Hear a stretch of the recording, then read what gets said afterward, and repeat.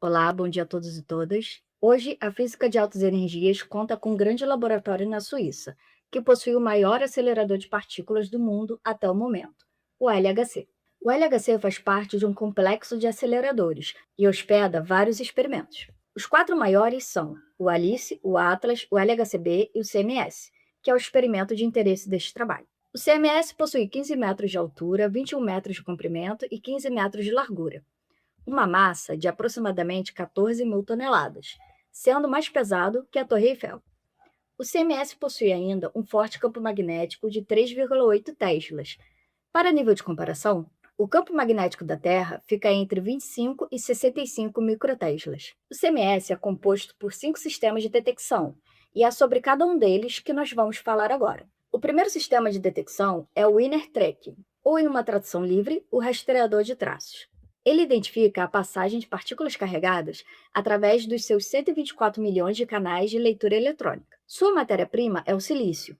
Além do silício possuir as propriedades necessárias para se ter uma boa medida, ele é o segundo elemento químico mais abundante da natureza. De forma bem sucinta, o seu funcionamento acontece da seguinte maneira: o silício é atingido por uma partícula carregada que ioniza o pixel, gerando um pulso elétrico que é capturado pela eletrônica do detector e é registrado em forma de dados.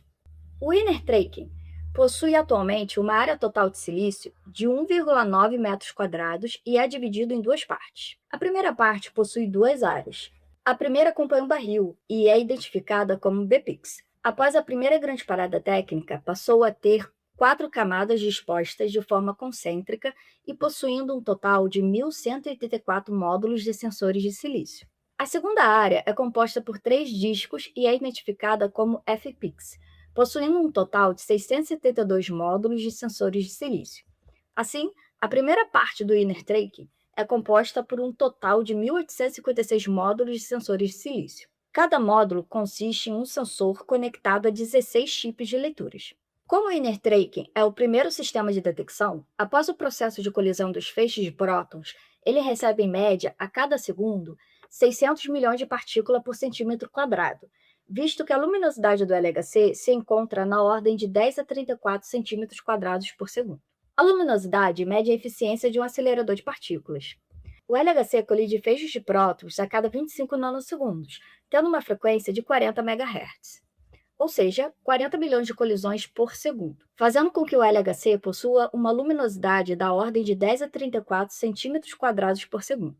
A luminosidade é calculada pelo produto da frequência com a quantidade de prótons presentes em cada feixe, pelo tamanho do feixe no plano transverso, que é o plano onde acontece a colisão da partícula. O plano transverso do CMS é o plano XY, onde y aponta para cima, levemente inclinado com a vertical, e o eixo X aponta para dentro do LHC.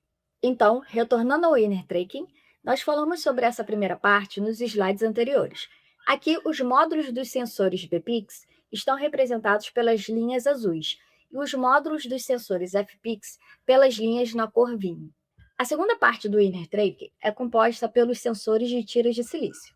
Ela possui um primeiro sistema composto por 4 camadas de sensores que ficam dispostos na região do barril, e por 3 discos, que são as tampas que fecham o cilindro do barril internamente. E por um segundo sistema, composto por 6 camadas de sensores que compõem o barril externo, além de 9 discos, que são as tampas que fecham o cilindro externo. O Inner Tracking consegue cobrir uma faixa do CMS que vai até um valor da pseudo-rapidez de aproximadamente 2,5. Para identificar a localização exata das partículas, produto da colisão, o CMS utiliza um sistema de coordenadas próprio, o θ e o eta. A pseudo-rapidez é uma coordenada espacial que depende do ângulo da partícula em relação ao eixo do feixe, indicando assim a direção e a inclinação da mesma. O θ é o ângulo polar, dado pelas coordenadas esféricas indo de 0 a π. E o eta é calculado a partir do logaritmo natural da tangente de θ sobre 2. Essa é uma ilustração da pseudo-rapidez para diferentes valores de θ. Uma outra função do Inner Tracking é conseguir reconstruir com precisão o segundo vértice dos eventos de interesse de alguma análise. Aqui, por exemplo, temos após a colisão um par de partículas gama-gama que dão origem a um par de WW. O calorímetro eletromagnético é o segundo sistema de detecção do CMS, e é através dele que será medida a energia dos elétrons e dos fótons. A parte do barril é composta por 36 supermódulos, cada um contendo 1.700 cristais. E a parte das tampas contém 7.324 cristais. Esses cristais são feitos de tungsteno de chumbo, principalmente de metal, e com um pouco de oxigênio em sua forma cristalina. O uso de cristais de alta densidade possibilitou a construção de um detector com granularidade fina e resistência à radiação. Ao serem atravessados por elétrons e fótons, os cristais produzem luz proporcional à energia da partícula incidente. Fotodetectores estão presentes na parte de trás de cada cristal para captar a luz de cintilação e convertê-la em um sinal elétrico que é amplificado e analisado posteriormente. Para se ter maior precisão espacial e permitir que haja distinção entre fótons individuais de altas energias e pares de fótons de baixa energia, existe um detector pré-shower localizado em frente às tampas terminais. O calorímetro hadrônico é o terceiro sistema de detecção de CMS. Ele mede a energia dos hadrons, que são partículas constituídas por quarks e gluons. O calorímetro é dividido em 4 partes. As 2 primeiras ficam dentro do ímã solenoide supercondutor e as 2 últimas na parte de fora. Com essa animação, é possível entender melhor a posição das 4 camadas do calorímetro hadrônico em toda a extensão do experimento do CMS. Este calorímetro é formado por camadas alternadas de placas de latão e cintiladores de plástico. A luz coletada dos cintiladores é lida pelos fotodiodos, e a parte do calorímetro externa, o ímã solenoide, captura as caudas dos chuveiros hadrônicos. O ímã solenoide supercondutor pode ser considerado como o quarto sistema de detecção de CMS, apesar da sua função não ser de detectar as partículas, mas sim de curvar a trajetória das partículas carregadas. O solenoide possui uma massa de 12.000 toneladas e gera um campo magnético de 3,8 teslas. Por se tratar de um supercondutor, o ímã precisa ser resfriado a uma temperatura de aproximadamente 4,6 Kelvin. Para isso, é utilizado hélio líquido. O ímã é circundado por uma parede de alumínio de 12 milímetros de espessura e que permite a dissipação do calor por igual ao longo de todo o comprimento do solenoide.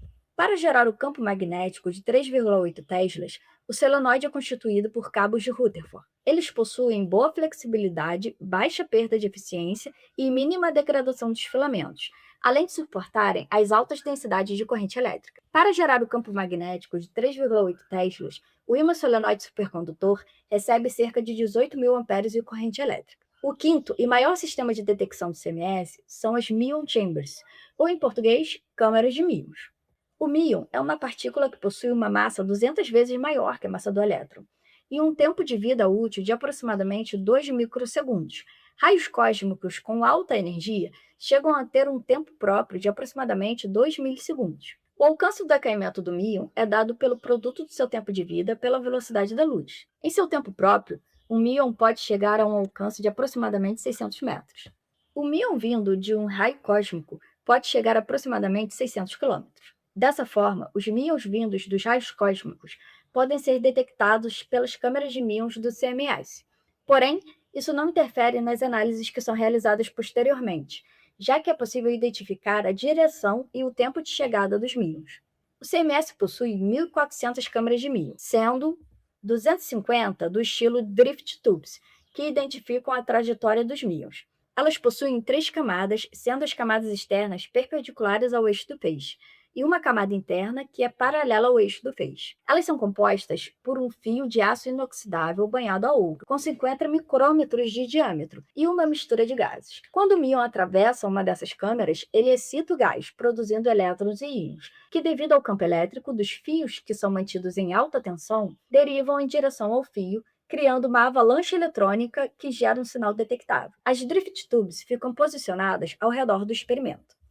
O CMS possui ainda 540 cathode strip chambers. Elas são placas compostas por 7 painéis trapezoidais com tiras de catodo e 6 espaços de gás com fios de anodo.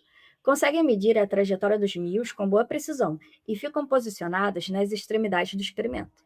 Por fim, o CMS conta ainda com 610 resistive plate chambers, que fornecem informações temporais sobre a passagem dos muons. As RPCs do CMS possuem double gap, ou seja, são formadas por 3 placas de alta resistividade e 2 espaços preenchidos por uma mistura de gases. Quando o muon atravessa uma RPC, Ele ioniza a molécula do gás, criando elétrons e íons, que são acelerados pelo campo elétrico presente entre as placas. Os elétrons criados, ao serem acelerados pelo campo elétrico, geram uma ionização secundária. Esse processo se repete por muitas vezes, criando assim uma avalanche eletrônica. As RPCs estão presentes tanto no barril como nas tampas do experimento, fechando assim todo o sistema de detecção do CMS.